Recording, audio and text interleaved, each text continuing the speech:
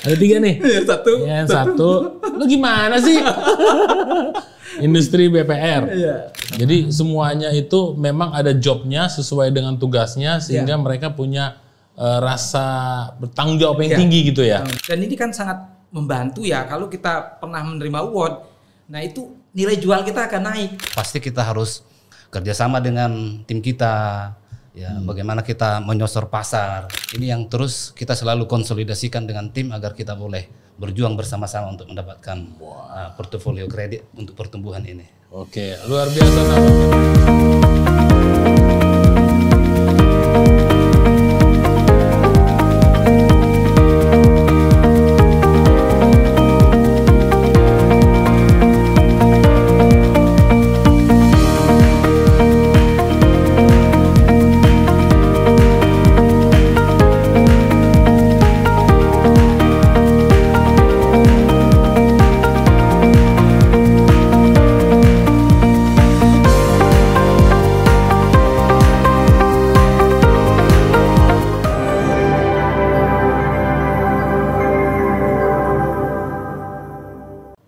Halo sahabat BPR, selamat datang kembali lagi di podcast DPD DKI Jakarta dan sekitarnya.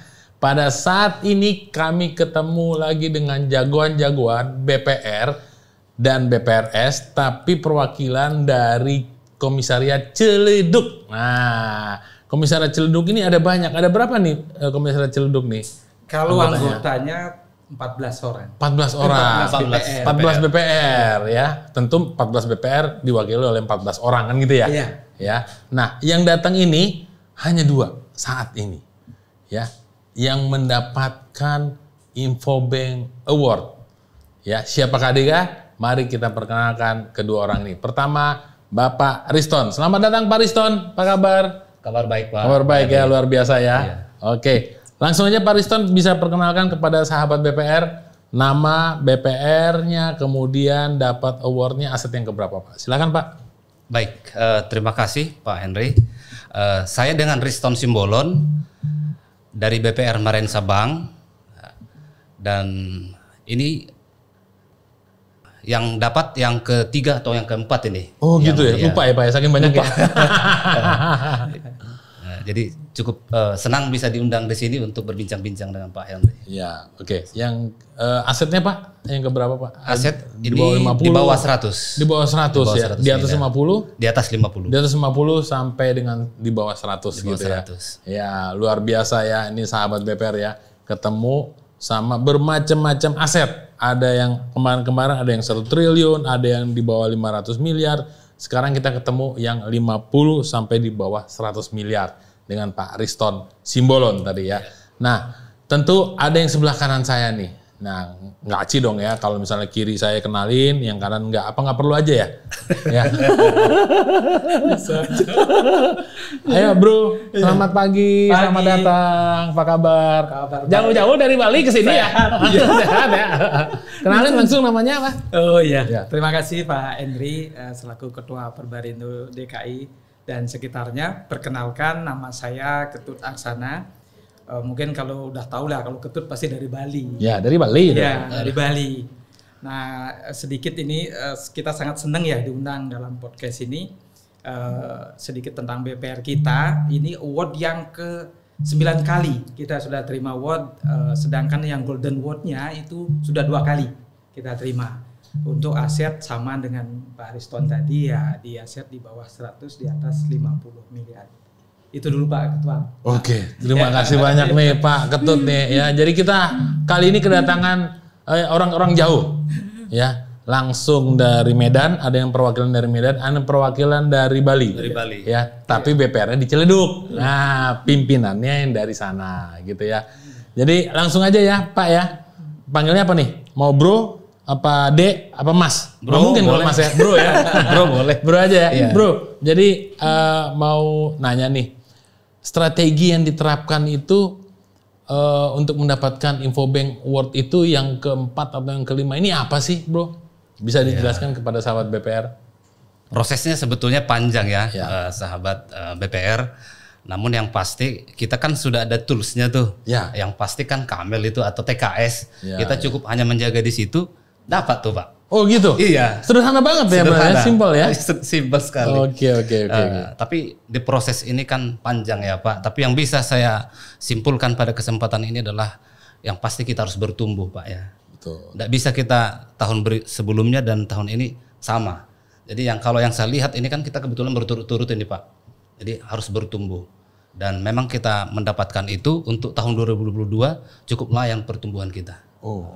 Di atas 20% Pak. Wah mantap. Ya begitu Pak. Itu mungkin yang bisa saya sampaikan bahwa kita menjaga TKS itu NPL di bawah 5% dan kita penjualannya lumayan pertumbuhannya antara 20 sampai 30%. Itu yang bisa saya jelaskan Pak. Namun untuk mendapatkan ini kan yang pasti kita harus kerjasama dengan tim kita, ya bagaimana kita menyosor pasar karena persaingan yang cukup tinggi ya Pak Henry ya. Dan ini yang terus kita selalu konsolidasikan dengan tim agar kita boleh berjuang bersama-sama untuk mendapatkan portofolio kredit untuk pertumbuhan ini. Oke, luar biasa sahabat BPR ya. Tadi udah dijelaskan bagaimana strateginya. Nah sekarang kendalanya apa nih, Bro? Ya, Tadi kan strategi kan, pasti kan ada ibaratnya mau ke suatu titik, oke saya mau ke sana, tapi kan mungkin ada yang jalannya bergelombang, ada yang mulus, ada yang belum diaspal. Kira-kira singkatnya gimana nih Bro? Ya, yang pasti kan untuk BPR secara umum kan sudah pasti kendalanya sama. SDM, teknologi yang belum update, itu semua kendala. Yang kita hadapi bagaimana juga memang bunga kita cukup tinggi, kita bersaing dengan bank umum, mereka juga yang sudah masuk ke KUR bahkan ke pasar kita kan seperti itu adalah cukup menjadi tantangan untuk BPR di tahun 2022 kemarin. Oh, tapi dengan tantangan itu masih bisa dapetin info bank ya? Iya. Keren ya. Tahun depan pasti dapat lagi nih Bro ya.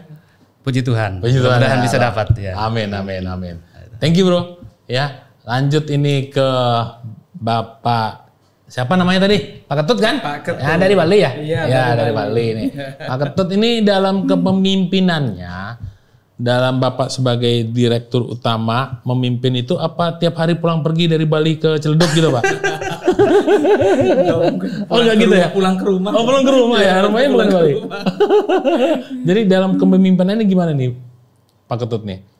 Cara memimpinnya sehingga supaya sahabat BPR pada tahu nih, oh ternyata secara singkat, jelas dan padat cara mimpinnya. Apakah tiap hari harus marah-marah, apakah tiap hari harus teleponan, apakah harus tiap hari harus survei, ikut atau gimana nih Bro?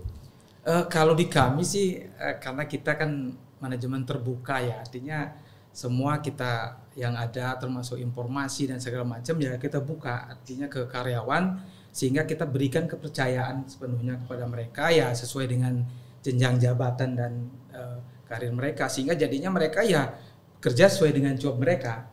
Nah kebetulan keberhasilan kita sepenuhnya ditunjang oleh karyawan karena kan kita nggak mungkin bisa kerja sendiri ya. Artinya yang selama kami terima sampai 9 kali itu sepenuhnya ya kita dari kerja keras dari karyawan.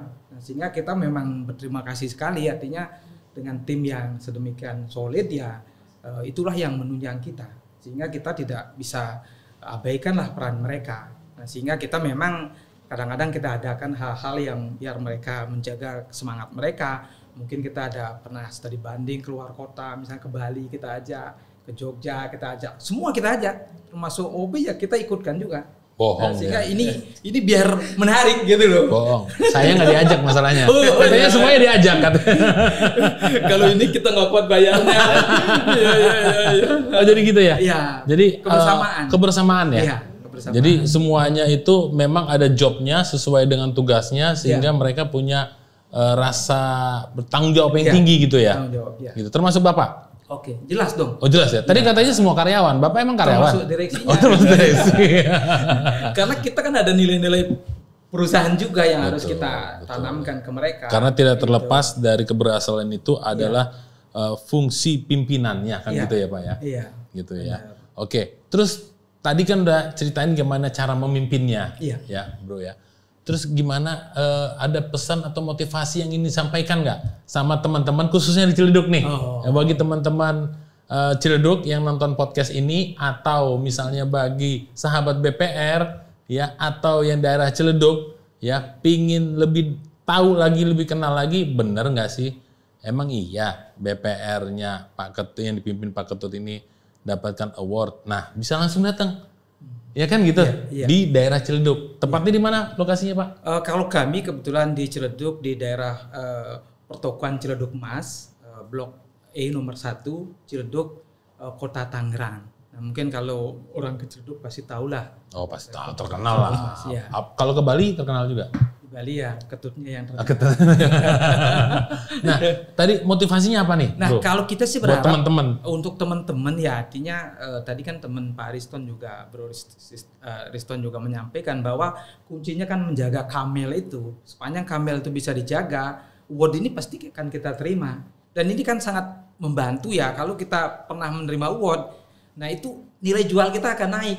Setidaknya untuk deposan, untuk penempatan dana pasti mereka akan percaya, apalagi yang ngeluarin kan Infobank ya, majalah yang kredibel lah, karena banyak juga majalah-majalah lain nawarin bayar kita masuk award. Nah, kita nggak mau yang seperti itulah. Ini kalau gratis ya. Gratis, kalau Infobank kan sudah punya nama lah, kredibel lah, sehingga itu memang kesempatan yang bagus bagi teman-teman kalau memang mau ingin menjaga BPR-nya supaya mendapatkan award ya harus Kamelnya ini benar-benar diperhatikan.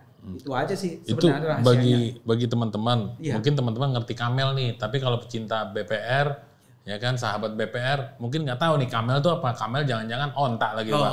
Kan kalau bahasa Inggrisnya Kamel kan onta gitu. Kalau sederhananya sih artinya yang penting BPR-nya numbuh, setelah itu labanya ada naik, setelah itu NPL-nya di bawah 5. Sederhananya itu. NPL itu kredit macet. Iya, kredit macetnya di bawah 5 ya udah otomatis pasti lolos. 5 orang ya, 5% gitu maksudnya gitu ya. Nah, itu singkat, jelas dan padat nih ya dari Pak Ketut tadi. Nah, sekarang saya mau nanya nih sama Pak Ketut nih, inovasi yang udah dilakukan, Pak. Selama ini di BPR Bapak yang Bapak pimpin, inovasinya itu selama ini apa sih? Karena supaya bagi teman-teman juga kok 9 kali, apakah inovasinya sama? Yang diterapkan atau memang berbeda-beda setiap tahun gitu loh. Silakan, Bu. Baik Pak Ketua, Pak Henry, kalau kami sih ngelihat karena kita kan harus lincah ya. BPR itu juga ke depan persaingan kan semakin ketat. Berarti kita memang harus banyak ide. Artinya kita tidak bisa stuck begitu saja. Apalagi seperti yang sekarang misalnya dengan adanya fintech, terus terang kita juga harus masuk.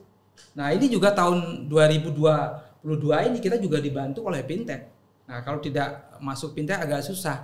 Nah, sehingga kita sih berharap kepada teman-teman ya bahwa BPR itu bukan bersaing kita dengan BPR lain ini. Kita harus berkolaborasi sehingga kita bisa bareng-bareng. Hilangkanlah perasaan ini saingan, ini enggak. Kita sekarang udah nggak mungkin bersaing. Nah, kita ambil contoh fintech.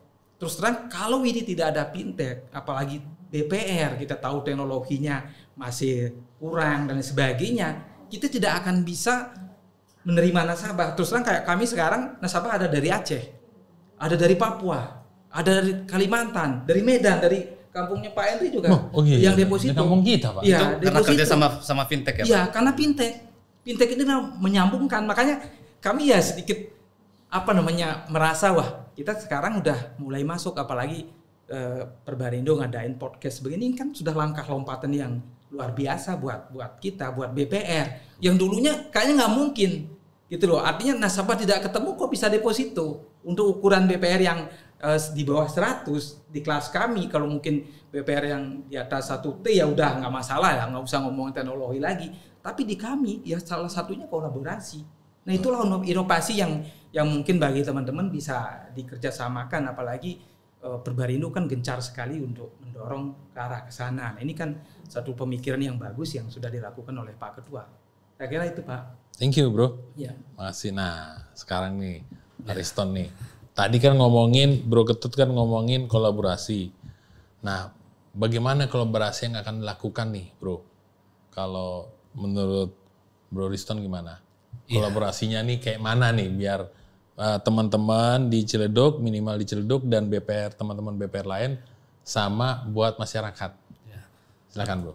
Pertanyaan yang sangat menarik ya dan berat juga menurut saya. Oh gitu ya? Jawaban yang berat, pertanyaan berat, ringan, ya, Pak. Ringan. karena memang untuk tahun 2022 kami belum menjalin kerjasama dengan pihak yang lain selain penerimaan deposito dana pihak ketiga. Nah, tadi juga apa yang disampaikan Pak Ketut tadi bahwa memang kita harus kerjasama, kolaborasi. Tadi baru ketemu tadi sama Pak Ketut, kita bagaimana sindikasi kan gitu. Jadi kita memang harus kerjasama untuk kedepannya. Ini belum Pak, kami belum. Jadi kedepannya memang bagaimana kita untuk melompat jauh lebih tinggi, kita harus berkolaborasi dengan BPR sahabat-sahabat kita. Itu Pak Henry. Oke, thank you bro. Jadi buat sahabat BPR di sini ya, rupanya kita perlu kolaborasi dengan pihak lain juga. Kan salah satu di sini ada fintech tadi yang disebutin oleh bapak-bapak di sini. Nah, itu salah satu kunci bagaimana supaya bisa melewati semua ini dengan baik sehingga mendapatkan award gitu ya Pak ya. Karena yang kita datangkan di sini nggak kaleng-kaleng ya. Yang kita datangkan sini dari Medan sama dari Bali, jauh-jauh. Dan dapat award juga, ya kan? Demi sahabat BPR semua, kan gitu ya. Nah, sekarang motivasi apa nih yang kira-kira bisa diberikan ke teman-teman industri BPR dan untuk sahabat BPR semua? Dari Bali dulu lah, silakan Bro, Ketut. Pokoknya kalau saya sih, kita harus bangga ya kerja di BPR itu. Karena kalau tidak ada kebanggaan, kita tidak akan mencintai. Nah, sehingga tidak akan ada ide lagi. Kalau kita menganggap BPR itu serba kurang, kita akan mundur terus. Tapi kalau kita bangga dan kita yakin bahwa BPR ini akan berkembang, sepanjang kita mau belajar dan mau berkolaborasi, saya kira kita masih bisa bersaing. Itu yang bisa kami sampaikan. Thank you Bro. Nah, kalau dari Bro, gimana Bro Riston? Ya, untuk BPR sendiri itu sangat unik memang. Ya, karena sebelumnya kan saya dari bank umum. Ternyata memang ya walaupun sulit bukan berarti tidak ada jalan keluarnya. Dan terbukti kita bisa melaluinya itu. Memang tantangannya sangat berat. Saat ini apalagi perubahan-perubahan bisnis setelah COVID itu kita alami juga memang di tahun 2023 ini kita mengelola kredit itu yang sudah existing itu jauh-jauh butuh effort Pak. Lebih tinggi lagi. Jadi saya pikir kita harus memang kerja keras, tetap optimis. Itu yang bisa saya sharing mungkin pada kesempatan ini agar kita boleh bersama-sama bertumbuh, boleh menghadapi persaingan yang sangat ketat dengan bank umum ya. Jadi kita BPR ini harus tetap kompak, kerjasama untuk lebih baik. Siap. Gitu, Pak. Gitu. Nah, sekarang mungkin saya biar adil, saya berikan kesempatan satu-satu ya. Tipsnya nih untuk mendapatkan Infobank Award bagi teman-teman yang belum sempat mendapatkan Infobank Award. Kira-kira dari tadi Pak Ketut udah, Bro Riston dulu deh pertama. Silakan Bro. Memang yang pasti seperti saya sampaikan tadi itu adalah kita harus kerjasama, teamwork. Bagaimana memang Marensa sendiri, BPR Marensa sangat disupport oleh pemegang saham.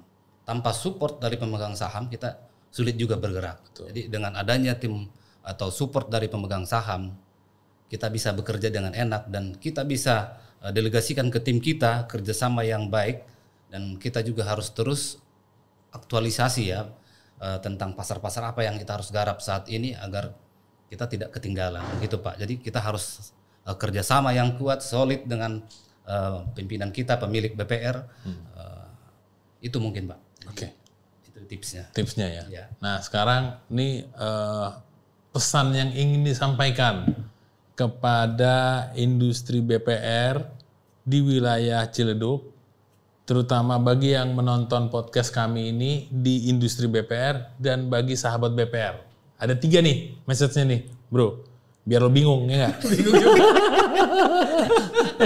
Udah bingung belum? Udah bingung? Ya udah, tanya Riston nih. Halo dulu ya. Ada 3 nih. Yang satu, lu gimana sih? Industri BPR. Ya, di Ciledug. Dan industri BPR bagi yang di seluruh Indonesia. Ya kan? Kemudian bagi sahabat BPR. Gitu. Tahu nggak motif tadi apa pertanyaannya? Silakan, kalau tipnya sih gini ya, artinya untuk industri ya berarti kita memang harus kan aturan tetap akan ada dari OJK ya, mau nggak mau ya kita harus ikutin aturan. Setelah itu perkuat kolaborasi di BPR ini, artinya keberadaan Perbarindo lah yang kita dorong untuk bagaimana menjembatani antara kebutuhan BPR nanti dengan otoritas pengambil keputusan. Nah, sehingga di sini biar ada titik temu. Karena bagaimanapun juga singgungan ini kan akan terjadi terus. Nah, satu sisi OJK nerapin begini, satu sisi di industri seperti ini. Nah, inilah kita harapkan nanti lewat Perbarindo memberikan semacam bimbingan, artinya bagaimana kita bisa biar BPR itu survive. Nah, tentu di sini dibutuhkan memang bagaimana ketahanan dari BPR itu. Nah, kembali lagi ke BPR itu sendiri, kualitas dari timnya seperti apa. Nah, untuk di Ciledug kita sih berharap tingkatkan kerjasama di sesama komisariat dulu. Nah, kalau bisa ya karena eranya ke depan ini tidak bisa sendiri, berarti kita harus kolaborasi. Nah, ini yang harus, karena kan kita sudah berjalan nih termasuk sindikasi itu kan bagian dari untuk bisa kita eksis. Nah, sehingga jadinya tingkatkan kolaborasi ini. Itu yang menurut kami sih yang paling urgent sekali, kolaborasi, karena tidak ada persaingan. Yang ada sekarang adalah bagaimana kita bareng-bareng bisa menghadapi tantangan ke depan ini. Itu. Kalau untuk sahabat BPR sendiri, Bro? Nah, untuk sahabat BPR ya mari kita banggalah sebagai BPR, karena saya sendiri terus terang walaupun sempat di bank umum juga, kalau sekarang kita sudah 31 tahun saya di perbankan, itu 24 tahun di BPR, 7 tahun di bank umum. Nah, ini saya bangga sekali bekerja di BPR. Nah, sehingga mungkin ini yang membuat ya sampai saat ini ya kita masih eksis. Karena kalau kita tidak mencintai pekerjaan kita, dimanapun kita tidak akan berhasil. Mari sahabat BPR, tingkatkan BPR kita, semangat kita, pokoknya BPR pasti bisa bersaing. Terima kasih. Wah, luar biasa nih Bro Ketut ya, tadi udah sampaikan ya. Lanjut aja deh sebelum saya ambil kesimpulan ya Bro ya. Mungkin hal yang sama yang ditanyakan kepada Bro Ketut tadi, untuk pertama untuk insan BPR, industri BPR di Ciledug dulu Pak, dan industri BPR secara keseluruhan, sama sahabat BPR Pak. Silakan Pak. Ini pertanyaan terakhir kan Pak? Suka-suka saya. Boleh terakhir. Baik. Kalau untuk BPR yang ada di Ciledug, saya melihat sudah sangat kompak ya. Karena menyadari betul tantangan ini ya, tantangan yang ada kita sedang hadapi. Ini solid Pak kalau BPR yang ada di Ciledug ya. Jadi yang pasti secara industri BPR saya melihat memang tantangannya adalah kalau kita lihat grafik jumlah BPR kan terus menurun Pak. Itu perhatian bagi kita bahwa kita harus memang meningkatkan kapasitas kita secara keseluruhan ini Pak ya. Karena itulah tantangan yang paling berat. Jangan sampai diciut terus ini Pak. Jangan. Jadi kita harus solid semuanya, tumbuh bersama-sama karena pasarnya masih luas Pak. Oke. Itu yang bisa saya sampaikan. Kalau untuk sahabat BPR sendiri Pak? Ya, untuk sahabat BPR mari kita seperti yang disampaikan Pak Ketut, kita harus bangga karena ini adalah pemilih asli kan harus orang pribumi asli. Iya, jadi 100% ini satu saja. Anti negeri. Iya, NKRI. Harus prioritas. Jadi mari sahabat BPR kita bersama-sama mendukung bisnis BPR ini. Terima kasih Pak Henry. Terima kasih Bro Riston. Nah, sekarang saya ingin memberikan kesempatan kepada Bro Ketut, ya kan, kira-kira apa yang mau disampaikan sebagai ajang promosi Bapak kepada masyarakat yang menonton podcast ini. BPR, promosi di BPR Bapak sendiri. Silakan Bro. Ya, terima kasih. Hai sahabat BPR dimanapun berada, kami berharap bisa bekerja sama. Kalau mau menempatkan deposito boleh lewat aplikasi yang lewat fintech juga bisa. Kalau mau juga mengajukan kredit juga bisa lewat aplikasi. Tentu kita bekerja sama dengan beberapa fintech. Kalau boleh nyebut nama fintechnya? Nanti aja. Nanti silakan bisa dilihat ada deposito BPR di web. Nanti bisa rekan-rekan lihat, pilih BPR-nya, kita ada di Ciledug. Nah, untuk yang pengajuan pinjaman juga itu ada juga di web. Secara umum cari web untuk pengajuan BPR kita ada, cuman kita kerjasama dengan beberapa fintech. Nah, sehingga walaupun jauh kita menjadi satu dan kita juga bisa bekerja sama. Dengan bekerja sama kita akan bisa berkembang. Terima kasih. Terima kasih Bro. Ya. Hal yang sama saya berikan kesempatan kepada Bro Riston. Terima kasih silakan. Pak Ketua, Ya. Pak Henry. Ya. BPR Marensa Bank, kantor pusatnya ada di WTC Serpong, dan kami ada cabang di Ciledug, ada di Karawaci, sehingga bagi teman-teman yang butuh modal kerja, butuh investasi, boleh hubungi kami. BPR Marensa Bank siap untuk melayani Anda. Wah, luar biasa ya. Sampai batuk tuh gue. Jadi sahabat-sahabat BPR dimanapun kita berada, ini adalah gambaran pejuang-pejuang BPR, ya, terutama industri BPR. Inilah contoh mereka yang sudah mendapatkan Infobank Award. Bahwa tidak ada yang tidak mungkin selama kita memang berjalan di koridor yang sudah kita tetapkan, ya. Kalau kita memang mau lulus, lulus. Jangan tengah jalan akhirnya kita nggak jadi lulus. Tadinya kita sekolah naik kelas 1, naik kelas 2, terus pelan sedikit demi sedikit. Mereka juga saya rasa juga mulai dari nol ya Pak ya. Semuanya mulai dari nol, dari aset di bawah 5 miliar, terus akhirnya terus berkembang. Tapi semua itu tidak mungkin dengan bantuan semua daripada karyawannya sampai dengan ownernya juga ya. Bahkan yang paling penting adalah peranan nasabahnya sendiri. Ya. Itu paling menentukan dalam hal kinerja BPR-nya. Seperti misalnya di BPR Marensa itu pasti bisa berhasil karena ada andil dari nasabahnya sendiri. Begitu juga dengan di BPR Ciledug. Ya. Jadi saya harap bahwa dengan adanya podcast ini bisa message-nya itu tersampaikan bahwa banggalah akan produk dalam negeri BPR. Tadi sudah disampaikan oleh Bro Riston sama Bro Ketut ya kan, bahwa semua itu membanggakan. Mereka bangga akan BPR-nya ya. Dan mereka itu dari bank umum dulunya malah cinta. Malah lebih cinta ke BPR daripada ke bank umum. Ya, tentu kolaborasi ini dan tentu podcast ini dengan harapan supaya masyarakat luas lebih mengenal BPR, lebih cinta kepada BPR, dan terutama ikut bergabung memajukan industri BPR yang kita cintai bersama ini.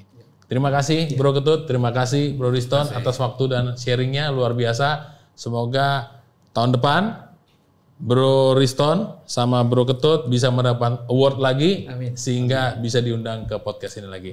Terima kasih. Terima kasih. Terima kasih. Terima kasih. Terima kasih. Terima kasih Bro Riston. Terima kasih. Jangan lupa sahabat-sahabat BPR bunyikan lonceng, like dan subscribe kepada kami podcast Perbarindo DPD DKI Jakarta dan sekitarnya. Terima kasih. Bagaimana supaya kita dapat melayani setiap sendi-sendi kehidupan dalam masyarakat. Kayaknya tugas Perbarindo di bareng-bareng nih.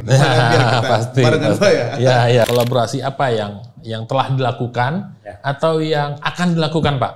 BPR yang satu saat ini 100 miliar asetnya, yang Pak Eli 250 miliar gitu ya Pak Eli ya. Nah,